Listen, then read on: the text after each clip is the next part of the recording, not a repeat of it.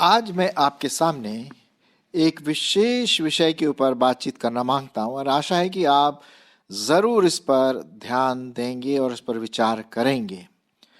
हो सकता है कि आप जवान सुन रहे होंगे या माता पिता या परिवार वाले, मुझे नहीं पता, लेकिन आज का जो मेरा विषय है वो परिवार से संबंधित है।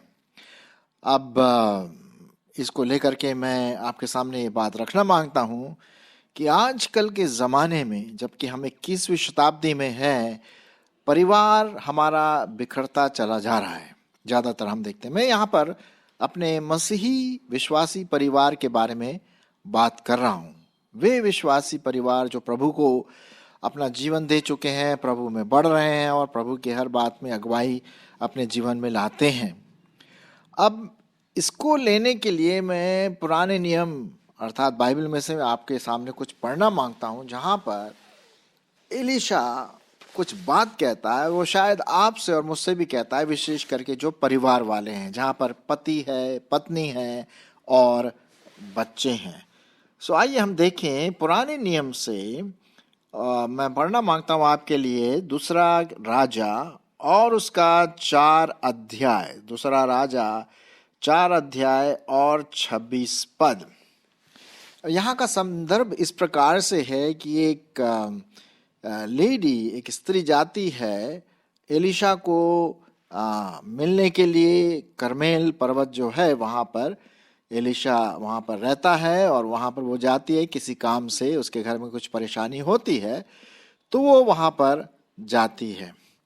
और तब 26वें पद में हम देखते हैं जो एलीशा है वो दूर से इस स्त्री को देखता और एक प्रश्न पूछता है, एक या 3-4 प्रश्न पूछता है।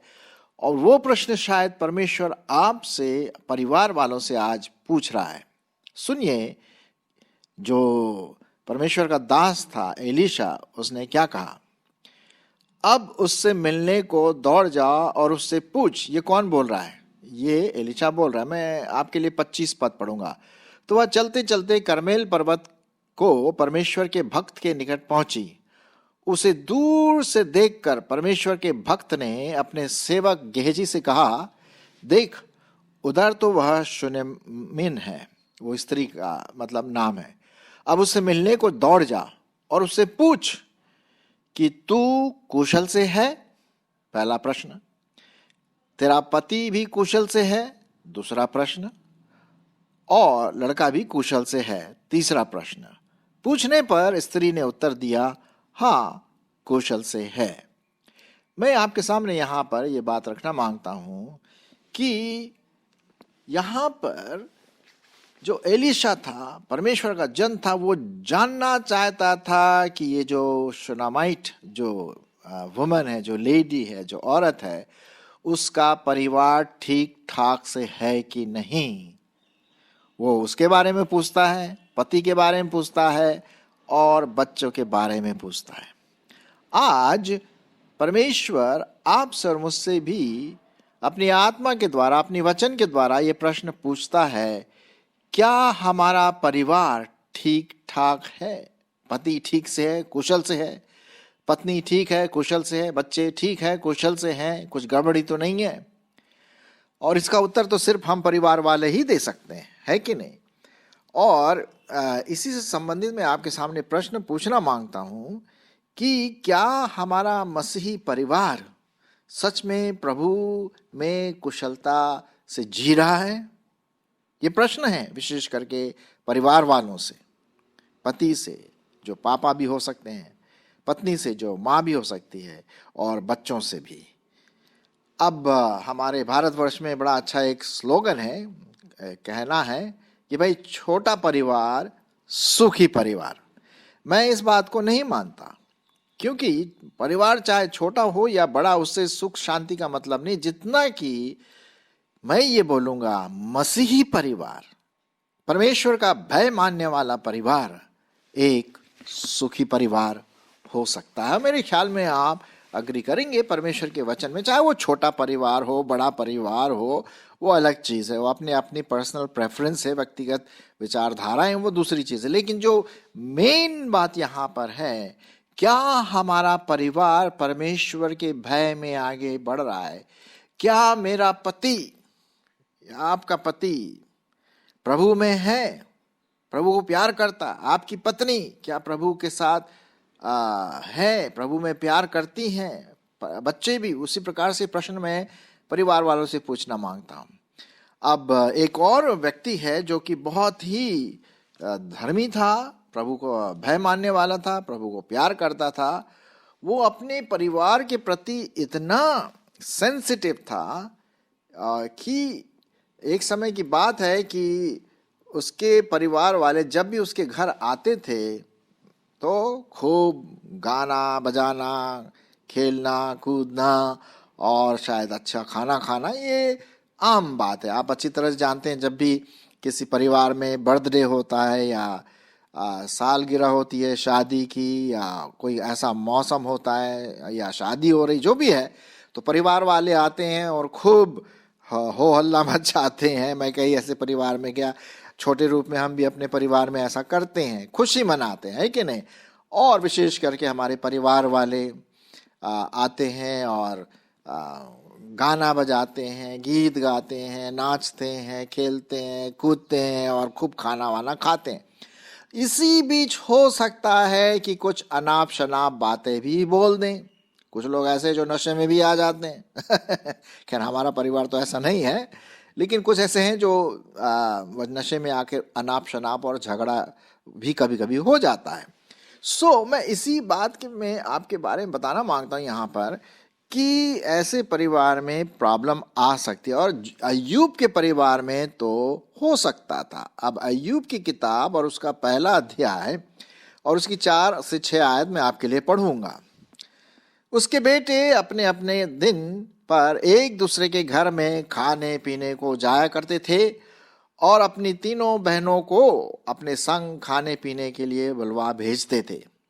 और जब जब जेवनार के दिन पूरे हो जाते तब तब अय्यूब उन्हें बुलवा कर पवित्र करता और बड़ी भोर उठकर उनकी गिनती के अनुसार होम बलि चढ़ाता था, क्योंकि अय्यूब सोचता था कदाचित कदाचित कहीं मेरे लड़कों ने पाप करके परमेश्वर को छोड़ तो नहीं दिया। इसी रीति से अय्यूब सदैव हमेशा किया करता था। देखिए साहब, यहाँ पर जो पति है, जो बाप है, पिता है, वो इतना सेंसिटिव है और इतना परमेश्वर को भय मानने वाला कि कहीं गलती से मेरे बच्चों ने उल्टी सीधी बात बोल दी, पाप किया हो तो प्रभु क्षमा कर। इतना धर्मी इंसान था वो।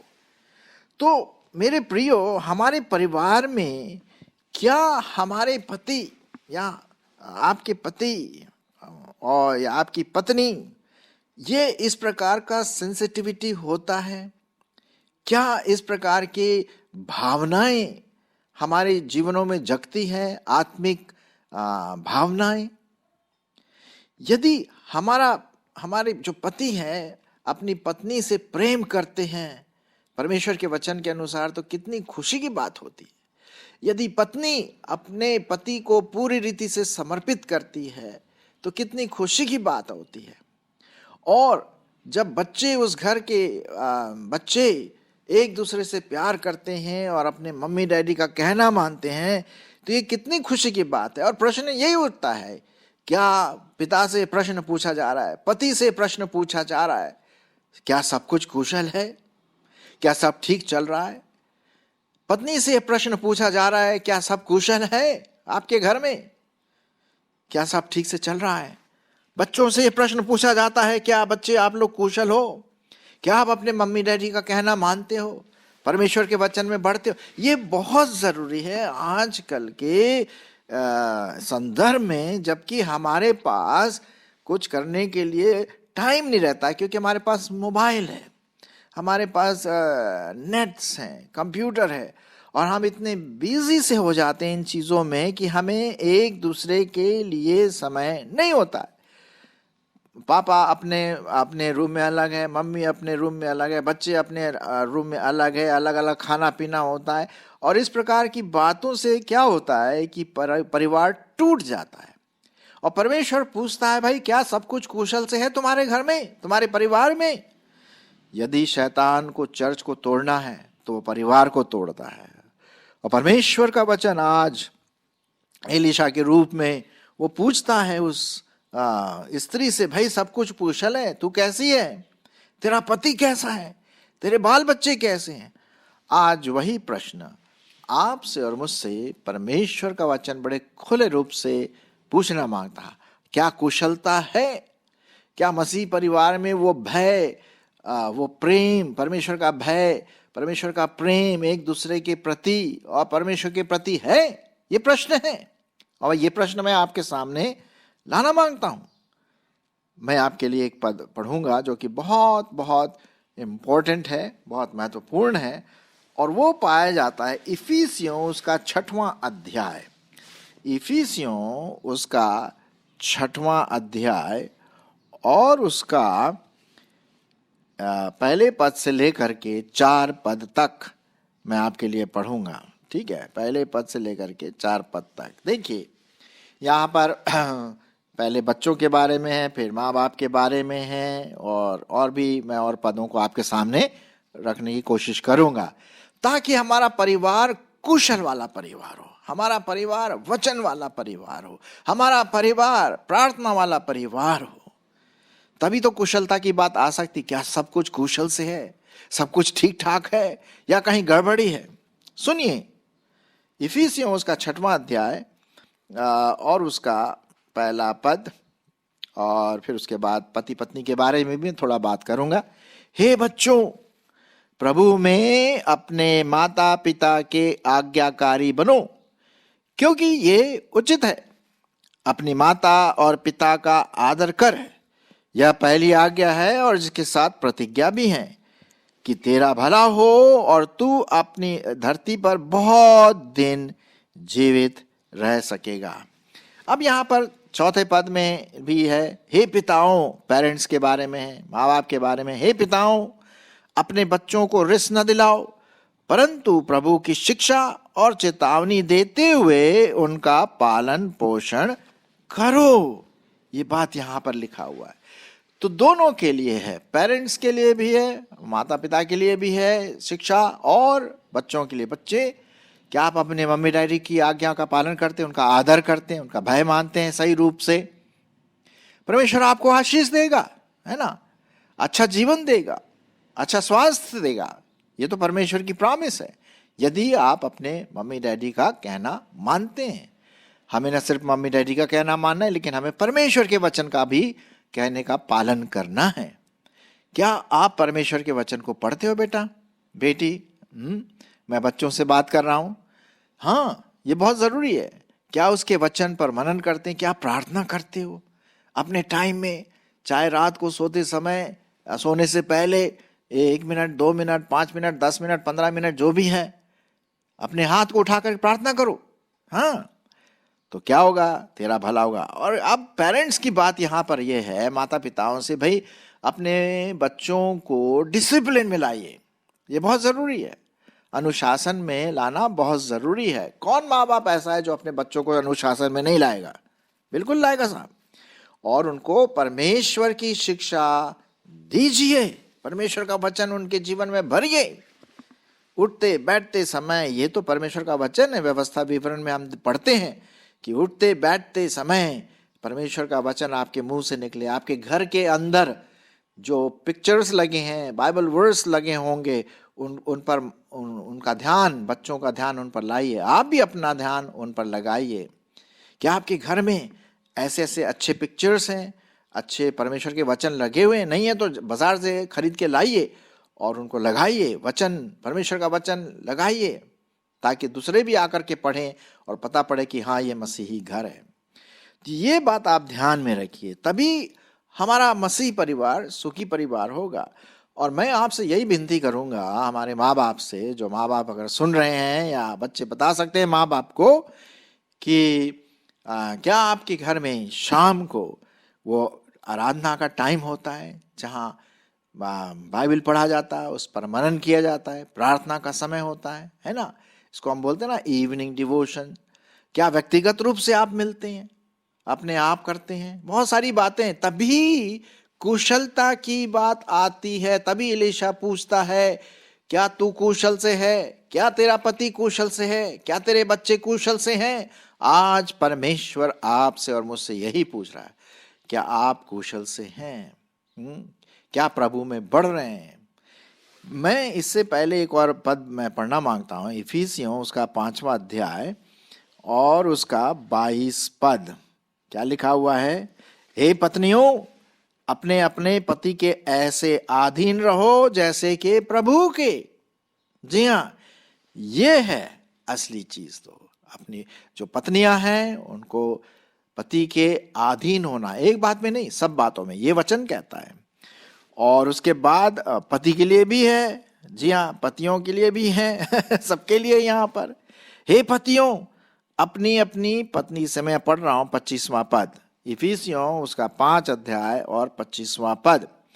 हे पतियों, अपनी अपनी पत्नी से प्रेम रखो, जैसा मसीह ने भी कलीसिया से प्रेम करके अपने आप को उसके लिए दे दिया, कि उसको वचन के द्वारा जल के स्नान से शुद्ध करके पवित्र बनाए, और ऐसी कलीसिया, एक ऐसी तेजस्वी कलीसिया बनाकर अपने पास खड़ी करे, जिसमें न कलंक, न झुर्री, न कोई ऐसी वस्तु हो, वरन पवित्र और निर्दोष हो। तो यहाँ पर हम देखते हैं कि पति का प्रेम वाला स्वभाव, जिसे हम बोलते हैं ना अगापे प्रेम, पत्नी के प्रति, बच्चों के प्रति बहुत जरूरी है। तभी आपका परिवार सुखी परिवार होगा। उसी प्रकार से पत्नी को भी अपने पति को, अपने अपने पति को समर्पण करना है परमेश्वर के भय में। और दोनों मिलकर के पति पत्नी मिलकर के, अगर आपके बच्चे हैं तो आप उन बच्चों को परमेश्वर के प्रेम में, परमेश्वर के भय में, परमेश्वर की शिक्षा में उनको क्या करें, आगे बढ़ाएं। तभी तो बात होगी ना। तो कोई बोलता ना जैसे छोटा परिवार सुखी परिवार, इससे कोई संबंध नहीं है भाई। छोटा परिवार हो या बड़ा परिवार, सबसे बड़ी बात यह है कि जो आधार है हमारे मसीह जीवन का है वचन।